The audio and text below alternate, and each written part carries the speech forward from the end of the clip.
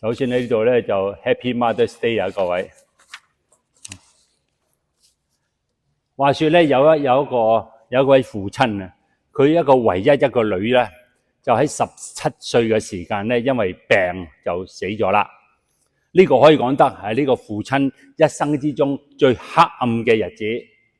咁呢個喪禮結束之後咧，佢就獨個兒返到屋企，入到屋裏邊咧，佢睇到一切嘅嘢咧，同以前一樣。無論係客廳嘅梳化咧，台上嘅書，或者牆上嘅照片，最後佢亦都走到佢個女嘅房門前。當佢一推開個房嘅時候，佢見到房裏邊咧，一切仍然一樣。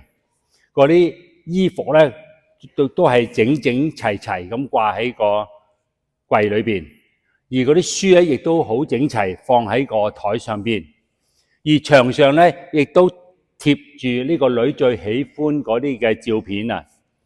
佢講忽，佢覺得你個女咧就冇死到，只係暫時出門啫，好快就會翻嚟啦。但係喺佢心目之中咧，佢知道佢係永遠唔會再翻嚟。然之後佢後來就話喺嗰一刻啊，喺佢個腦裏邊咧，只有浮現一句說話，就係青山依舊，人面不知何處去啊！佢覺得整個世界都係空咗嘅。喺嗰個時間，佢個內心就開始對天主發出呢個怨言啦。呢位父親其實以前係一位好熱心嘅教友。當佢個女去咗世之後，佢完全開始停止咗祈禱，唔再入去聖堂啊！佢甚至到對朋友講句一個好痛苦嘅說話，佢話：如果天主真係存在，點解佢要攞走我嘅孩子呢？好啦，咁過咗幾個月之後，喺一個晚睇下，佢忍不住不停咁喊啊！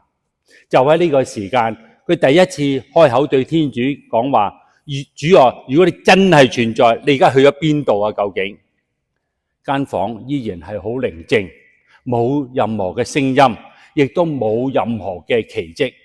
但係喺呢個時候，佢心裏邊突然間出現一種好深深嘅感覺，呢個唔係一個想法，而係一種真實嘅臨在啊！佢後來形容佢話：我係冇睇見天主啊，但係我感覺而且知道天主的而且確喺當時喺我嘅身邊。佢喺當時亦都感覺到一種從未有過嘅平安，就好似有人坐喺嗰度陪伴佢一起咁樣嚟到悲傷啊！後來佢所講咗一句好動人嘅說話，就話：從嗰日起，當然我失去咗我嘅心愛嘅女啊，但係我冇失去天主啊。痛苦依然係冇消失到，思念仍然繼續存在，但係佢再唔覺得自己係孤單嘅。親愛嘅弟兄姊妹啊，今日嘅福音，耶穌講到一句非常溫柔，亦都非常重要嘅話，佢話：我不留下。佢知道自己即將離開，佢哋將見唔到佢啦。悶到嘅心裏啊，其實好驚啊！但係耶穌對佢哋話：你哋唔會成為孤兒嘅。睇下我哋好多時喺我哋嘅信仰裏邊啊，我哋會面對一種好深嘅疑問啊。當真係痛苦嚟到我哋嘅時候咧，我哋亦都會發出：天主喺邊度嘅究竟？當我哋疾病嚟嘅時候，當我哋家庭有爭執甚至破碎嘅時候，當我哋嘅人生陷入呢個黑暗嘅時候，我哋好容易以為天主係離開咗我哋。但係福音亦都話俾我哋知一個完全相反嘅真理啊！原來喺最黑暗嘅時候，就係天主往往最接近我哋嘅時候。喺故事中嘅父親咧，佢後來明白一件事啊，佢話天主冇將痛苦拎走嘅，冇。反之，天主走進入咗佢自己嘅痛苦，同佢一齊同行啊！呢個就係耶穌今日所應許嘅，就係天主聖神同我哋同在。聖神唔一定帶嚟奇蹟嘅，但係聖神帶嚟一種好深深嘅確信，我哋唔再係孤單嘅。耶穌接住話：如果你哋愛我，就要遵守我嘅命令。嗱，呢句話揭示咗一種好重要嘅信仰真理啊！基督嘅信仰唔係一種情感嘅發泄，而係一種嘅關係嘅建立。信仰唔係一種嘅理念，而係一種生活。愛耶穌唔單止我哋口裏話主啊，我信你，我愛你咁簡單啊！愛耶穌咧就係將佢個話活喺我哋心中。喺邊度啊？喺我哋家庭之中咧，就學習呢個寬恕；喺衝突之中學習呢個忍耐；喺困難之中咧，仍然選擇信任天主啊！當然，耶穌亦都知道我哋單靠我哋自己嘅力量做唔到任何嘅嘢，所以佢話：我必定求父，父亦都賜俾你哋另一位嘅護衛者。嗱，呢位護衛者咧，就係天主聖神啊！即係過多2個禮拜，聖神降臨啊嘛。其實每一日聖神都降臨噶嚇。基督徒真正嘅力量唔係嚟自我哋自己，而係來自嗰位住喺我哋裏邊嘅聖神嘅。睇翻今日嘅第一篇啊，讀經話俾我哋聽啊。當宗徒為撒瑪利亞嘅信徒啊覆手嘅時候，佢哋就領受咗聖神。呢段經文咧，亦都好清楚話俾我哋聽啊！信仰唔係一個人嘅宗教經驗咁簡單，我哋嘅信仰係透過宗徒嘅傳承喺教會中領受嘅，亦都我哋每一台彌撒念嘅信經啊！我信我哋嘅信仰係由宗徒傳下來的。嗱，洗禮使到我哋開始新嘅生命，聖神亦都會使到呢個生命慢慢成長、慢慢成熟。所以換句話嚟講啊，基督徒咧唔係只一個淨係相信嘅人，而係被聖神派遣喺生活上活出嘅人。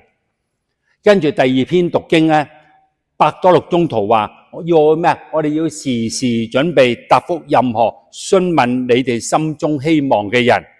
嗱，注意下。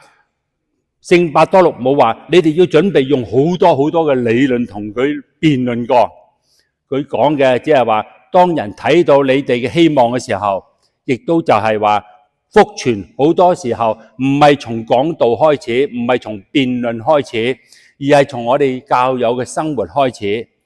所以當別人睇到我哋喺困難之中，你仍然有平安啊；喺痛苦之中，你仍然有信德。喺呢個焦慮嘅世界嘅裏邊，你仍然懷有希望。我哋嘅信仰就係懷有希望。佢睇到我哋嘅表揚嘅時候，啲人就會問：點解呢個教友咁得意啊？可以咁樣生活呢？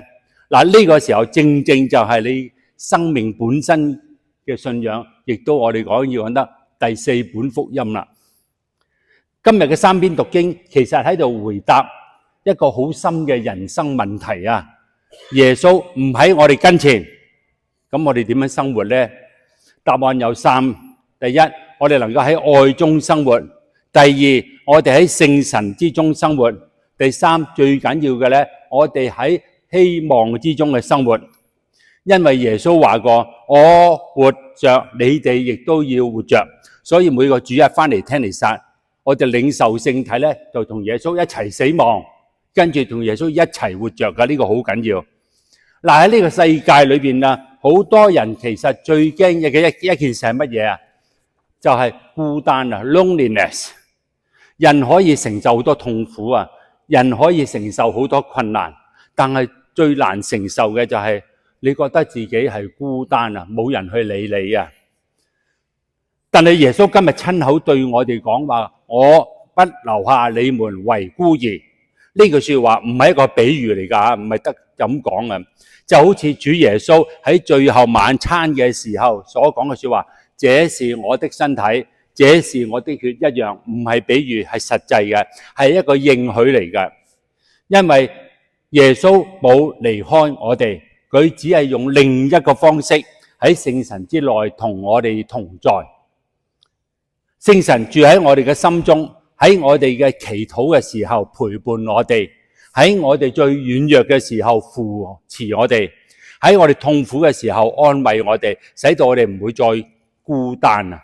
所以親愛嘅弟兄姊妹啊，或者有一日我哋就好似嗰位故事中嘅父親一樣，我哋嘅人生亦都可能走入一個好黑暗嘅時刻，無論係疾病或者係失去，或者係生命之中我哋無法理解嘅痛苦。但係即使喺呢個環境之下咧，請記得今日福音嘅一句說話，金句就係咩？我不留下你們為孤兒，我不留下你們為孤兒，我不留下你們為孤兒啊！最後，因為喺最黑暗嘅時候，天主往往就係最接近我哋，而且有一日，我哋亦都會好似父親一樣，話我雖然失去咗好多，但係我最緊要就冇失去天主啊！呢個係我哋信仰最緊要嘅核心。最後，如果我哋真係冇失去天主呢，咁樣我哋亦都冇失去希望。願天主降福大家。